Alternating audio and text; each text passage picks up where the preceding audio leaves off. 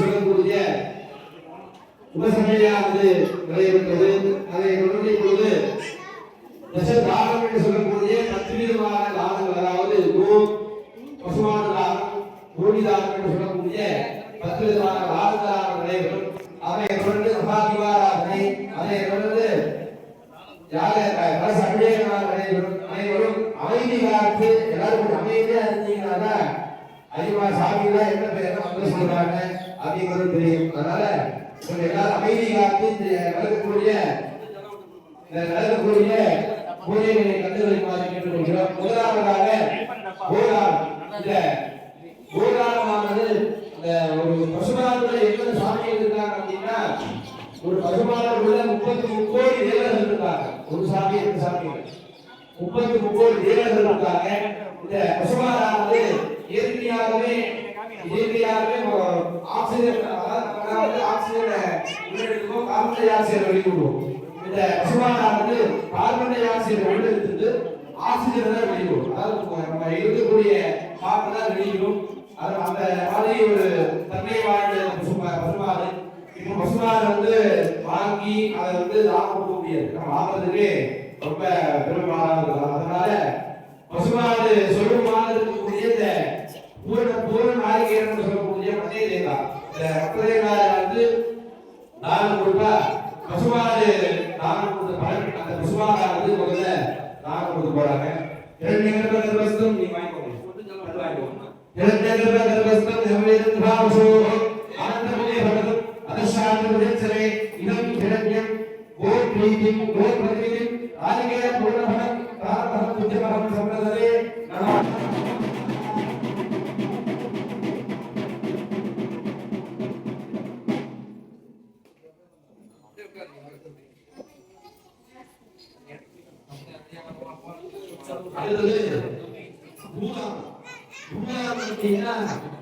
ஒரு பூமி தானம்.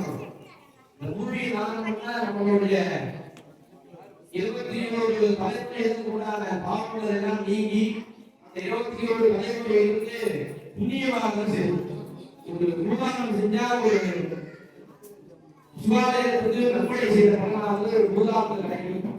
பூதானம் வாங்கி அதாவது ஒரு இடமாடியே நம்மளால முடியாதுங்கிறதுனால அந்த பூமிக்கு பதிலாக வாழைப்பழம், இந்த வாழைப்பழத்தை வச்சு கிடையாதுன்னா பூதானம் பண்ணணும் அப்படின்னா வாழைப்பழத்தை தானம் பண்ணுவோம். அதனால பூதானம் இடத்துக்கு பதிலாக வாழைப்பழமாக தானம் கொடுப்போம். தீர்வு இதற்கு 2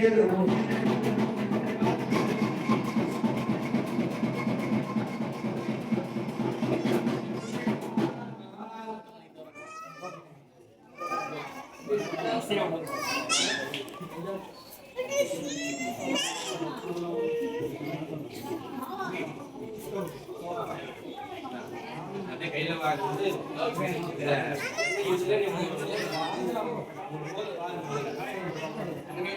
காயின் வாங்கி முதல்ல காயின் உள்ள போட்டு முதல்ல நீங்க பாருங்க, அடுத்து அவங்க பாருங்க. அடுத்தது நம்ம வந்து எண்ணெய் சட்டியாக தானம் பண்றோம். இந்த எண்ணெய் சட்டி எதுக்கு தானம் பண்றோம் அப்படின்னா, இந்த எண்ணெய் சட்டியை நம்ம முகத்தை பார்த்தா நம்மளுடைய திருஷ்டி உபாதைகள் அதெல்லாம் நிவர்த்தி ஆகும் அப்படிங்கிறது சாஸ்திரம். ரூபம் அப்படின்னா நம்மளுடைய இந்த முகமானது ரொம்ப பொழுதோடு இருக்க வேண்டும். இந்த முகத்தில முகத்துல வந்து நம்ம எண்ணெய் சட்டியில பார்த்தோம் அப்படின்னா தீவிர எப்படி எரியுது, தீவிர எல்லாம் எரியுது, எண்ணெய் ஊர்னாலும் தீவிர எரியுது.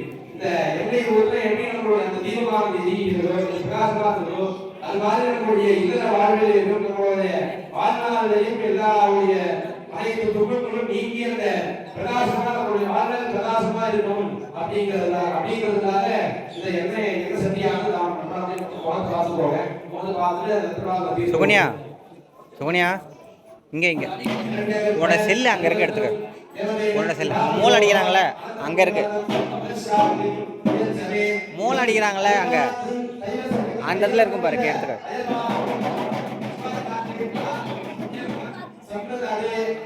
அங்கே எடுத்துருவோம்.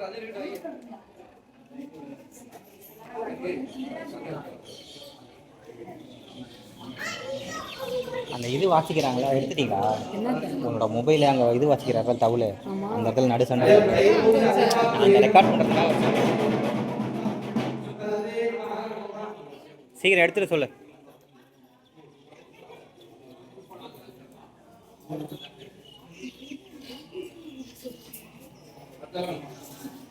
அடுத்தபடியாக கூஷ்மார்ந்த தாக்கம்னு சொல்லக்கூடிய பூசணிக்காய். எடுத்துட்டியா? ஆ எடுத்துக்க. அதாவது ஒரு இந்த பூசணிக்காயோட தாக்கல் பூசணிக்காயோட இது என்னன்னா நம்மளுடைய சத்து உபாதை நமக்கு அதாவது அம்மன் சிலைங்களா? பாருங்க அங்க இருக்கு பாருங்க. அதனால பூசணிக்காய் தான் பண்றோம். இரண்டு அந்த பிரசாதங்களை நேரடி செய்து குடிமாறணும் சிவாஜி.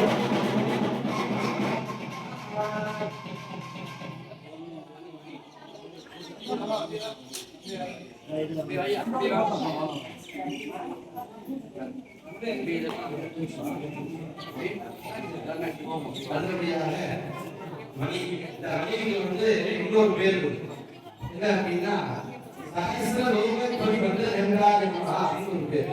இந்த மணி அடிச்சா நம்மளுடைய ஆயிரமான ரோகங்களுக்குன்னா இந்த மணி ஓசையானது அங்க வந்து எழுப்புமா. இந்த மணிக்கு என்ன ஒரு சிறப்பு அப்படின்னா இந்த மணி அடிச்சோம்னா நம்ம கோடி கணக்கில் மணி அடிச்சோம் அப்படின்னா இங்க இருக்கக்கூடிய அசுரர்கள் எல்லாம் வெளியே போயிடுவாங்களா.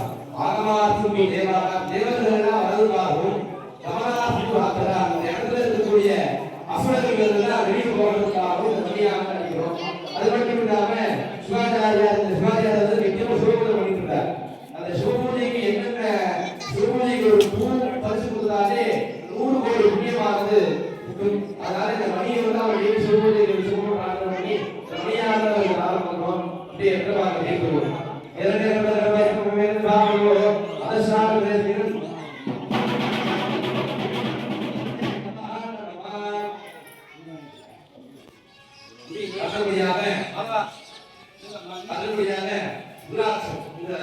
ருத்ராட்சம் அப்படின்னா ஒரு ருத்ராட்சம் என்ன அப்படின்னா ஒரு ருத்ராட்சம் சாமிக்கு சமம்.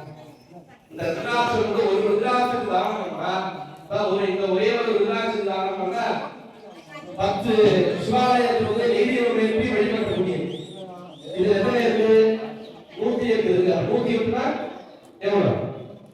1008 மேல சிவாலயத்துக்கு தரிசனம் பண்ணி அந்த 1008 மேல சிவாலயத்துல நெய்தி கொண்டு சாமிக்கு வழிபட்டா என்ன பலன் வருமோ அந்த ஒரு ருத்ராட்ச மாலையை தானம் பண்ணா அந்த பலன் வரும். நல்லா பிரார்த்தனை பண்ணிட்டு தீர்த்து ருத்ராட்சம் சிவாலயம்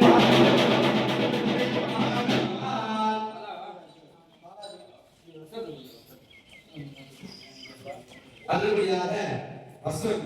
இந்த வஸ்திரமானது இந்த வஸ்திரத்துல வந்து எத்தனை நூல் இருக்கோ அத்தனை ஒரு வஸ்திரம் தானம் பண்ணா அதுல எத்தனை நூல்கள் இருக்கோ அத்தனை நூல்களுக்கு நம்மளுடைய சந்ததிகள் வளரும். நம்மளுடைய வளரக்கூடிய சந்ததிகளுக்கு எந்த விதமான பாவங்களும் இல்லாம எல்லாருக்கும் புண்ணியம் கிடைக்கும். எல்லாரும் சுபிட்சமா இருக்கும் அப்படின்ட்டு இந்த வஸ்திரம் தானம் பண்ணோம். நல்லா பிரார்த்தனை பண்ணிட்டு தீர்த்து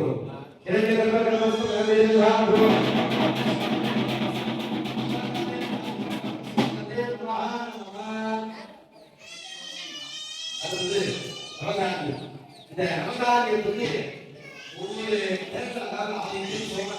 ஒவ்வொரு நவக்கிரகங்கள் இருக்காங்க. அந்த நவக்கிரகங்களுக்கு ஒவ்வொரு தானியங்கள் சொல்லப்படுகிறது.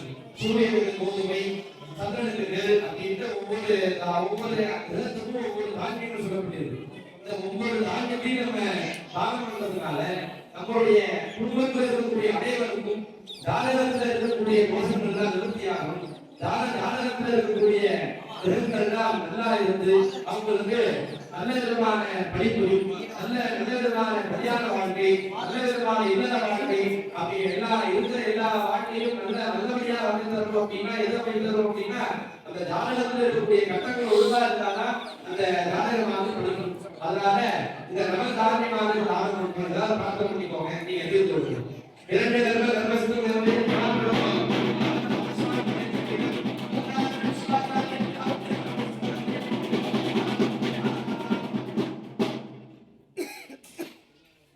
அதுபடியாக இந்த குடை எதுக்காக யூஸ் பண்ணுவோம் அப்படின்னா மழையை வந்தா யூஸ் பண்ணுவோம். அதே மாதிரி ரொம்ப வெயில் சில பேர் வெயில் யூஸ் பண்ணுவாங்க. இந்த குடையாக மழையானது எப்படி அந்த மழைகளை எல்லாம் இந்த மழைகளை அது வாங்கி நமக்கு ஒரு நிறையாக நமக்கு ஒரு நல்ல ஒரு இதமான ஒரு இன்பத்தை கொடுக்கும் மாதிரி இந்த குறைய காரணம் தான் நம்மளுடைய வாழ்க்கையில் இருக்கக்கூடிய அனைத்து கஷ்டங்களும் விலகி நமக்கு ஒரு இன்பமான ஒரு கஷ்டங்களை கொடுக்கும் என்பது சாஸ்திரம். அதனால எல்லாம் பிரார்த்தனை பண்ணிக்கோங்க.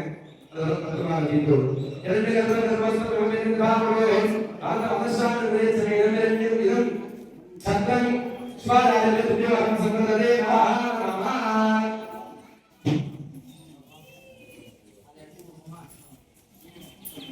அடுத்தபடியாக பாதரட்சை அப்படின்னு சொல்றாங்க. இந்த பாதரட்சை நம்ம எதிர்த்து தாமதம்னா என்ன சிறப்பு அப்படின்னா அது பாதரட்சை என்ன பண்ணும்? வெளியில போனா நம்ம ஓட்டுக்கு போனோம்னா என்ன பண்ணுவோம்? அந்த வெயில் நம்ம காலில் ஏறினா கால் போனாக்கா அது தாங்கிக்கும். மலையில போனாலும் அது தாங்கிக்கும். ஏதாவது முள்ளு மேல ஏறினாலும் அந்த முள்ளு அது தாங்கிக்கும். அது தாங்க நமக்கு எப்படி இருக்கும்? அந்த பாதம் நமக்கு தெரியுமா? தெரியாது. அவங்க வெளியே தெரியாது. ஆனா நமக்கு எப்படி இருக்கும்? இதமாக இருக்கும். அது மாதிரி நம்மளுடைய வாழ்க்கையிலே எந்த கஷ்டங்கள் இருந்தாலும் அதை வந்து நம்ம பொருட்படுத்தாம நம்ம சுவாமியவே சிந்தனை சுவாமி கிட்ட எனக்கு இந்த மாதிரி கஷ்டம் இருக்கு சொல்லாம இருந்தா சுவாமிக்கு தெரியும் நமக்கு என்னென்ன கஷ்டங்கள் கொடுக்கணும் என்னென்ன கஷ்டங்கள் வேண்டாம் அப்படின்னு சுவாமிக்கு தெரியும். அதனால இந்த பாதரட்சியை நம்ம ஆரம்பிக்கணும் அப்படின்னா அனைத்து விதமான இன்னல்கள் தான் இருக்கையாகும். அந்த இன்னல்கள் தான் நிவர்த்தியாக நம்ம எப்படி இருக்கோம் அப்படின்னா அந்த பாதரட்சியாக எப்படி அந்த ஊசி அந்த முள்ளெல்லாம் பாடி நம்ம இதமான ஒரு காலில் இதமான ஒரு இன்பத்தை கொடுக்கும். அது மாதிரி நம்மளோட வாழ்க்கையில அனைத்து விதமான இன்பங்களும் கிடைக்க வேண்டும் என்று பிரார்த்தனை செய்து இந்த அற்புதமாக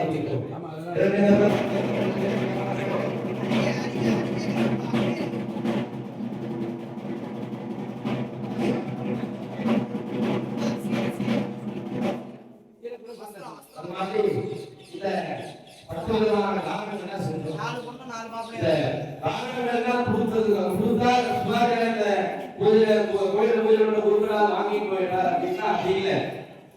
அவர் இந்த தானங்கள் எல்லாம் வாங்கிட்டு சூரிய எல்லா பூஜையெல்லாம் முடிஞ்சு சாயந்தரம் போய் 10,000 ஆகும் ஜெபம் பண்ணுவார். தானம் வாங்கிட்டா என்ன தானம் வாங்கிட்டோமோ அந்த தானத்திற்கு ஏற்ப அவர் வந்து அந்த சாமியோட குலவரத்துக்கு சொல்லக்கூடிய அந்த 10,000 வாட்டி ஜெபம் பண்ணுவாங்க. 10,000 வாட்டி ஜெபம் பண்ணால இந்த சிவாச்சாரிய அதனால